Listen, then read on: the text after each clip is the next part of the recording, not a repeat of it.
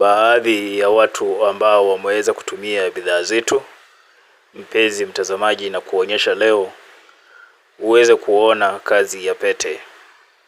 Hawa ni baadhi ya watu ambao wameweza kutumia bidhaa zetu: wa Kenya, wa Tanzania, watu kutoka Marekani na nchi zingine zile, wanasiasa, wanamuziki, wote wanafanya biashara wakubwa wanatumia pete, wanatumia irizi.